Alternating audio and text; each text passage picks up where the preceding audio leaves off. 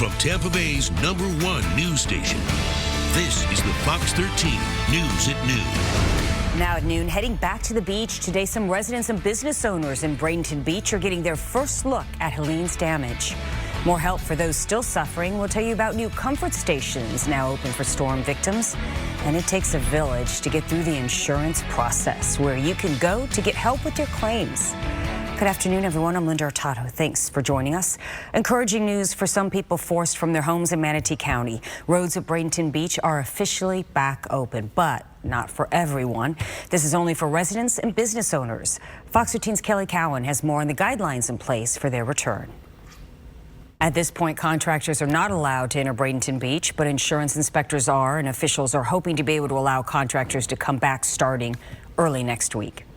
Governor Ron DeSantis is on Anna Maria Island right now, and he spoke just a short time ago about recovery efforts and says all school districts are back open statewide, including hard-hit Taylor County in the Big Bend area.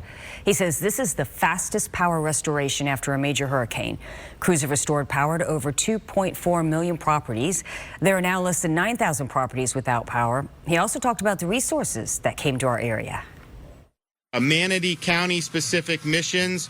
So far, the state has delivered 587,000 bottles of drinking water, almost 100,000 shelf-stable meals, 11,000 tarps, 4 pallets of adult diapers, 4 pallets of baby wipes, 9 pallets of diapers for babies, 10,000 sandbags, 12 3,500-gallon tanker vac trucks, and we're also in process of finishing the following: a 24-hour security for one-stop business resource site, 2 floating docks to service 2 ferries shuttling residents from mainland to island.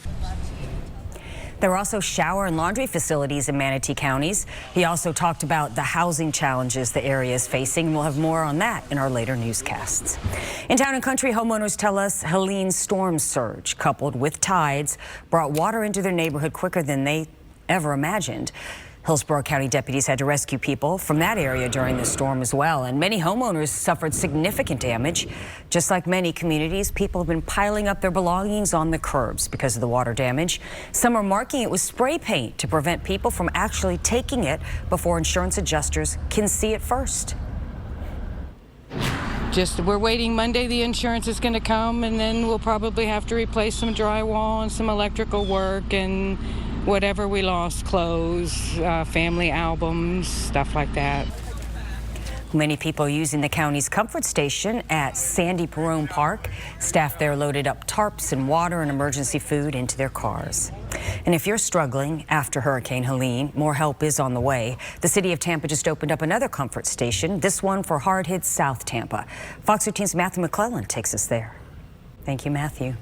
Since Hurricane Helene made landfall last week, more than 65,000 insurance claims have been filed, about half of them from homeowners. If you had damage and you're still trying to navigate that insurance process, you can get some help this weekend. The state is hosting what it's calling an insurance village in Clearwater. Representatives from more than 30 insurance companies will be there to help you make flood, auto, and homeowners claims. Because the space is limited, this is only meant for people who need to file claims. The insurance village will be held tomorrow, Saturday and Sunday, from 9 a.m. to 5 p.m. at the Long Center in Clearwater. And you will want to bring your ID, insurance cards, and policy information, any photos or documentation of your claims, and repair estimates. And if you lost work because of Hurricane Helene, you may be eligible for disaster unemployment assistance. To qualify, individuals must meet certain requirements. They must be unemployed as a direct result of the disaster, unable to reach their workplace due to travel disruptions, or unable to work due to an injury caused by the disaster. If any of those apply to you, you are eligible. It can be anybody. It can be any of the businesses that are closed. For example, I receive a daily business damage assessment survey for the state, and there are 401 businesses in Pinellas County and 262 businesses in Hillsborough that have self-reported damage. Eligible Floridians who are unable to work are encouraged to submit a claim at floridajobs.org. President Biden is on his way to Florida right now, making his second visit to the storm-hit areas of the southeast. And we've just learned that the death toll has reached 200 across the region. Fox's Caroline Elliott has more now from Swannanoa, North Carolina. Well, the Buccaneers are hoping to continue their winning ways tonight in prime time as they take on the Falcons in Atlanta, and you can watch it right here on Fox 13. Heading into tonight's game, the Bucs are 3-1, and the Falcons are 2-2. Our coverage of the game kicks off at 7 p.m. with Sports Director Scott Smith's pregame show live from the Mercedes-Benz Stadium. Kickoff set for 8:15. More to come on the Fox 13 News at noon. The dock workers' strike enters its third day, continuing to threaten the nation's supply chain. A look at the union demands is next. And Jim is here to tell us what we have in store for us today, tomorrow, and the weekend. Yeah, I mean, it was a quiet start once again today. Lots of sun. We're starting to see some more clouds working their way in. Starting to see a few storms popping up on Sky Tower radar. The view over downtown Tampa showing some of these building clouds. So we'll see some storms as we head through the afternoon. We'll talk more about that and what we expect as we head into the weekend, as those rain chances, they'll be heading up. Complete forecast is coming up.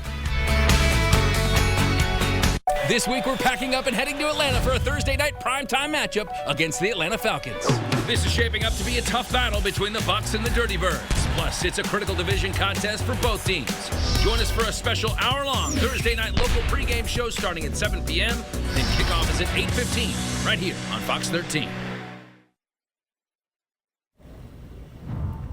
Prosecutors are presenting new evidence in a criminal case against former President Trump. In newly unsealed documents, special counsel Jack Smith says Donald Trump committed crimes after losing the 2020 election. A July Supreme Court ruling found official acts as president were immune from prosecution, but Smith is trying to convince a judge that Trump's offenses were private, not official acts.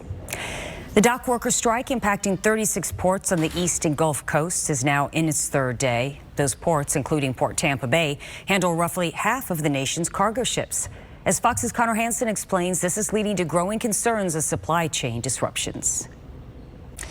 All right, so what are we looking for today, tomorrow, and into the weekend? Yeah, rain, today, right? yeah, I mean, it's more of these afternoon storms. We basically have just continued our summer pattern, but as we head into the weekend, I think we're going to start to increase those rain chances as well. You look out, Clearwater Beach still cleaning up, just all the piles of sand still just clearing off the roads, and this is going to be weeks and weeks, I think, of just the simple parts of the cleanup.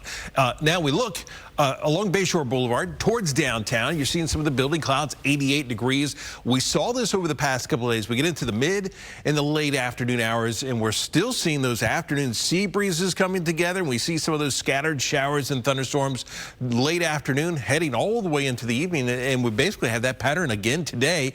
You can already see some of these developing clouds over on the eastern side of the state. And Sky Tower radar showing there is some showers and some storms over on the other side of the state, just starting to see some of this activity working its way into Polk County. So it's quiet over us right now, but as we get to say 4, 5, 6 o'clock this afternoon, I do think we're going to see more of these storms working their way through the area. 88 degrees right now here in Tampa. Brandon the same.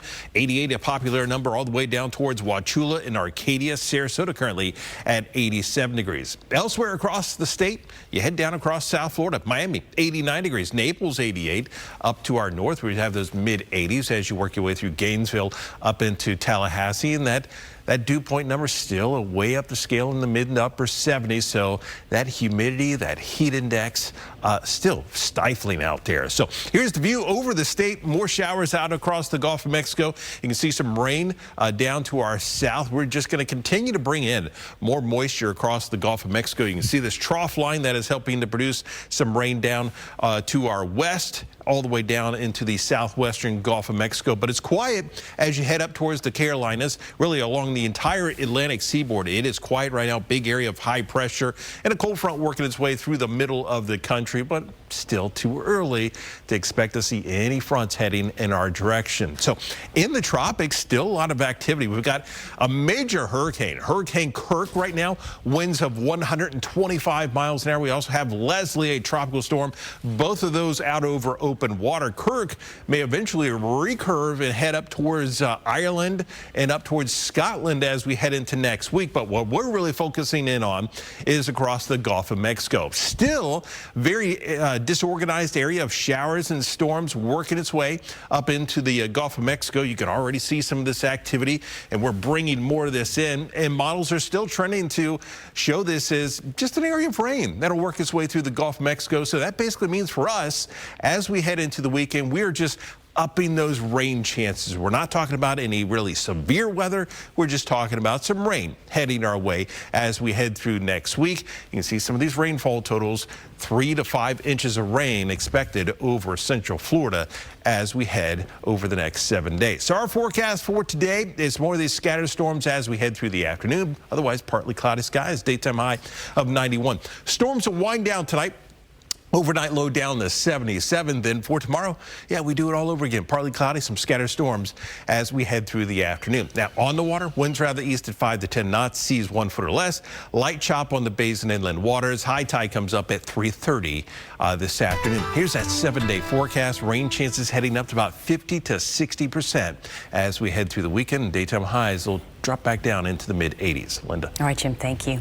When you head to the polls in the next few weeks, you won't only be voting in the presidential race. There's also Amendment 3. If approved, it would legalize recreational marijuana in Florida. A supporter and detractor of the amendment are getting ready to go head-to-head on the issue. Our special debate coverage is next.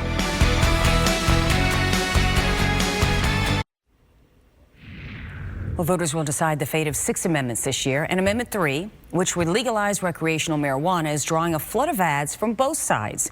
We invited both campaigns to join us for a live 30-minute debate, and both groups accepted. For the next half hour, our political editor, Craig Patrick, will moderate our Fox 13 debate.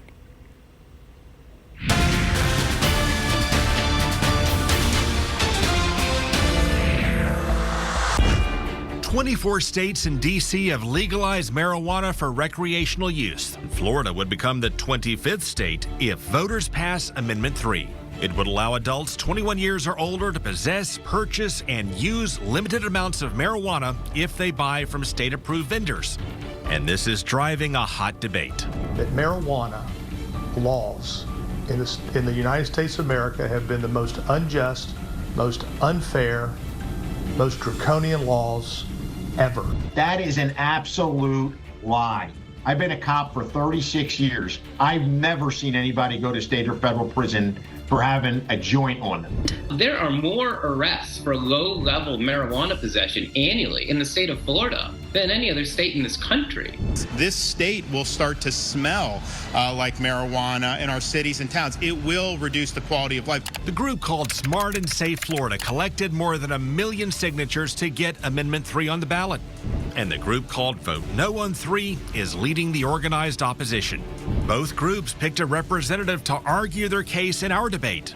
The supporters picked State Senator and former Florida Republican Party Chair Joe Gruters. The opponents picked Dr. Jessica Spencer, certified prevention and addictions professional. And they'll face off in this special presentation of Fox 13 News. And welcome. I'm Craig Patrick. Thank you so much for joining us. With Amendment 3, Florida voters will decide whether to legalize marijuana for adult personal use under certain circumstances that we're going to work through and debate over the next half hour. So hopefully the next 30 minutes will help you make up your mind on Amendment 3. Again, the participants representing both leading voices in the debate will start with, to my right, to your left. Please welcome Dr. Jessica Spencer. She's a specialist in prevention and substance abuse treatment, has been for 24 years with a master's in the field, plus a doctorate in organizational leadership. She is the director of advocacy for Vote No on 3. Thank you so much for joining us. Also, State Senator Joe Gruters, who serves the Sarasota area in the Senate, has since 2018 previously served in the House. Also, from 2019 to 2023, served as the chairman of the Republican Party of Florida. Thank you, sir, for joining us as well. We're looking forward to a feisty debate, perhaps. And we also have a little bit of ground to cover in terms of ground rules. No opening statements. Each participant will be allowed 45 seconds to answer. You'll also have 45 seconds for closing statements at the end, 30 seconds for rebuttal. They'll also be given a cue. It'll actually be the sound of a bell to let them know their time is up. At that point, we're not going to cut you off, but at that point, please wrap up your thought and we'll move on. With that, there may be additional time at our discretion to follow up, and we will start with the very first question right after this. Join me and a top pitmaster on how to bring all the flavors of the grill into the kitchen for a one-pot weeknight meal. Today at 1 on Fox 13. And welcome back. We begin now with the first question in our debate over Amendment 3 to allow personal use of marijuana for adults in the state of Florida if it is passed by 60% of voters or more. Dr. Jessica Spencer, who represents the Vote No on 3 campaign, got the first question by drawing numbers. We're going to take up that question when we come back.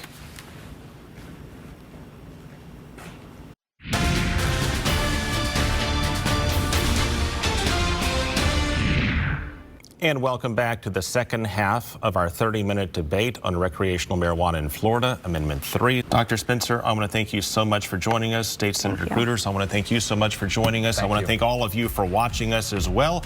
If you missed part of this debate, you can also watch it in its entirety on the Fox Local app. Again, thank you so much for joining us for this Fox 13 special.